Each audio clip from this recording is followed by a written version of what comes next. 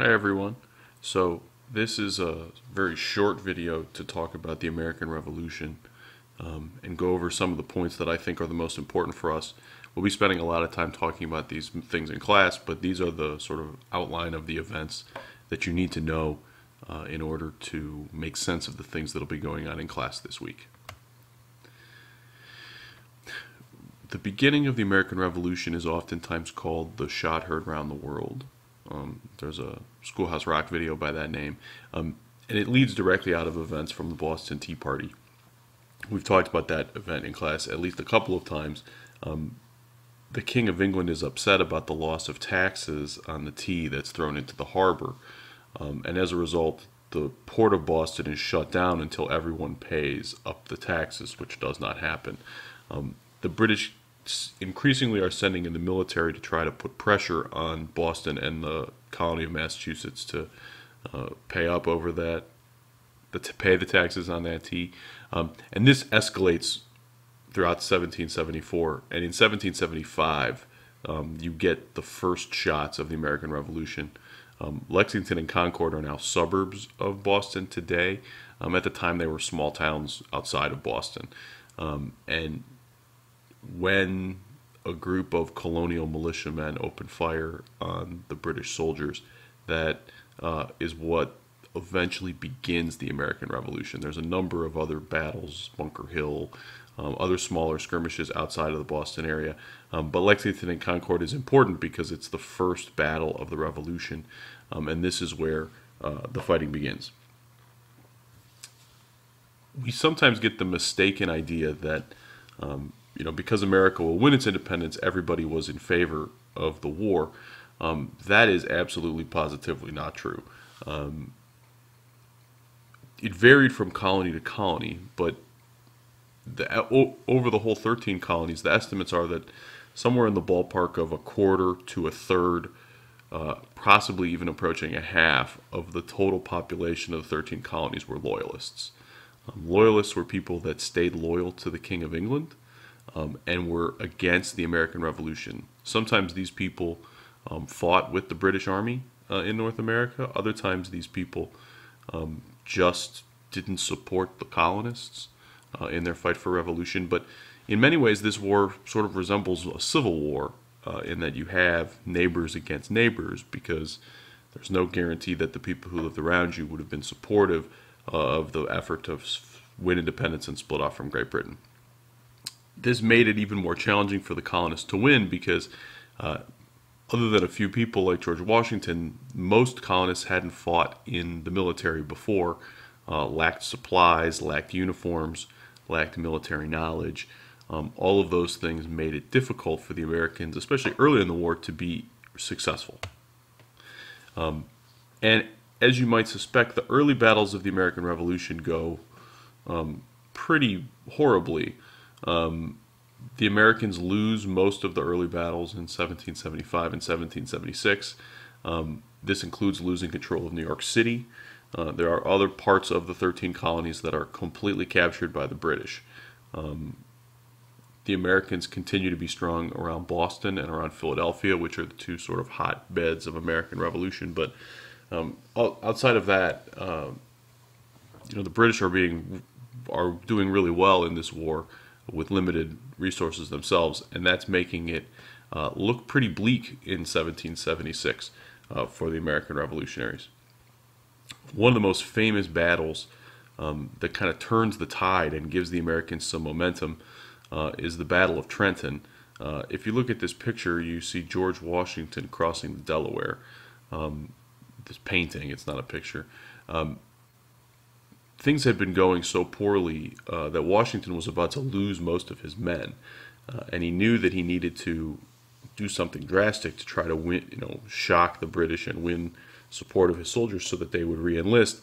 So on Christmas Day of 1776, he crosses the Delaware River, which goes between Delaware and Pennsylvania. It's mostly frozen over. In doing this, he's sort of launching a secret invasion of New Jersey, which had been occupied by the British, and he tries to capture the city of Trenton, capital city of New Jersey. And This city is occupied by Hessians, which were German soldiers loyal to the British, who were known to be very, very good fighters. But Washington catches them by surprise on Christmas Day and is able to capture them. This gives them some momentum going into the second and third year of the war, but still the conditions at Valley Forge outside of Philadelphia, where Washington decides to camp for the winter, are horrible. Men don't have shoes, they don't have socks, there's not enough food to eat. Many of them are dying from diseases. We estimate that 25% of the people that died from diseases in Washington's army, not from death by soldier. But this is a sense of how important Trenton was, because it's one bright spot in a sea of bad news for the Americans. The turning point in the American Revolution that really gives America momentum is the Battle of Saratoga. The British obviously controlled Canada. They also controlled New York City. If you remember from our geography quiz, their goal was to cut the New York colony in half. And Burgoyne, a British general, was going to march down from Canada, and Howe, another British general, was going to march north from New York City along the Hudson River. And they thought that if they destroyed an American army led by Horatio Gates in New York, they would be able to cut off Boston from Philadelphia. They would never be able to communicate, and that might end the war quickly. The problem is that British General Howe decided to go out and chase George Washington in Philadelphia rather than do what his orders told him to do, which was march towards Albany. And as a result, at the Battle of Saratoga, only half the British army shows up. That allows Horatio Gates, an American general who's very important but often sort of ignored, to win a key strategic battle at Saratoga, and that gives the Americans some momentum going into 1777. And this really is the most important battle of the war, because once the Americans win at Saratoga, the French finally feel like they're willing to lend some support. We've talked about this a little bit in class. The French wanted to support the colonists. Anything to defeat the British was important to the French, but they didn't want to back a side that they knew were sure to be losers. They needed the Americans to win a strategic battle, so they thought that America at least had a chance. And once the Americans win at Saratoga, the French come in with lots and lots of support. They send guns and uniforms and food, all the supplies that are necessary to fight. They also provide a navy, which America had a very small navy at this point and could not really compete with the British on the seas. And they send very important, well-trained generals like Lafayette, pictured there on the left, to come in and train Americans on how to be better soldiers. The Spanish also make the decision to support the 13 colonies, but they're less important. They provide less supplies, and as a result, there's not quite as much to say about them. But the support from abroad is hugely important, and it comes in after the Battle of Saratoga. We've talked about this before as well, but the style of warfare in this war varied differently. The British were looking to fight a conventional style war, where the soldiers would march on an open field against each other, and some American units did fight that way. George Washington trained his soldiers to fight that way, and was, using sort of European military maneuvers on an open field to practice with. But a lot of Americans, some who weren't even organized into official units, embraced a more guerrilla approach. And you can see that in the picture on the right, where they would hide behind trees and sort of ambush and snipe at the British as they would march through the countryside. And this had a huge effect on the British because they were really struggling to fight in that style during this war. Things continue back and forth throughout the late 1770s, early 1780s. And finally, at the Battle of Yorktown, the Americans win sort of a comprehensive victory.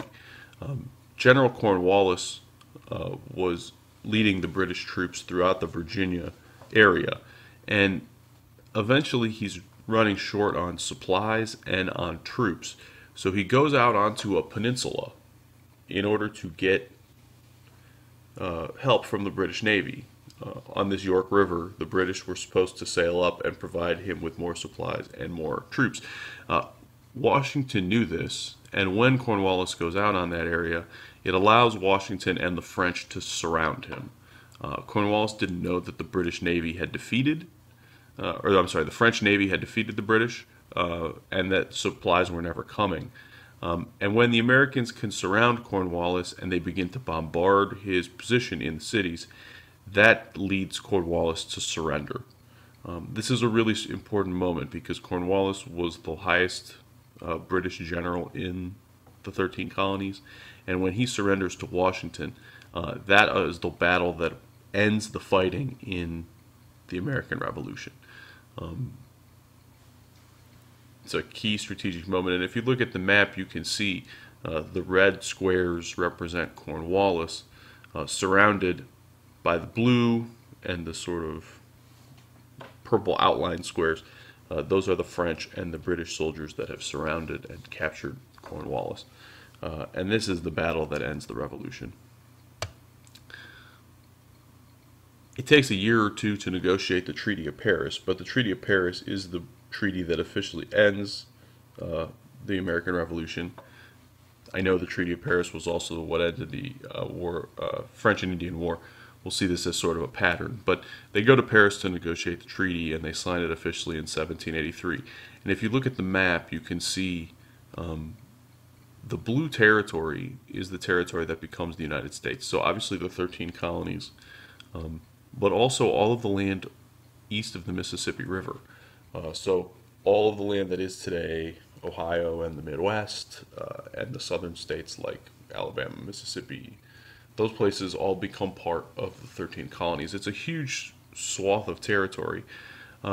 For helping us, the French get some territory in Africa, but the consequences of this war, as we'll be talking about for France, are much greater because the debt that it gains in helping us win our independence is going to be really significant in leading into the French Revolution, which will have consequences for the early part of the United States and some really specific consequences for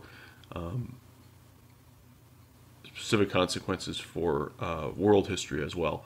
And we'll be talking about that later in the week. So hopefully this outline of the American Revolution helps you to understand it a little better. And when you come to class, bring any questions or questions that you have or things that you'd like to know more about so that we can go over all of that material.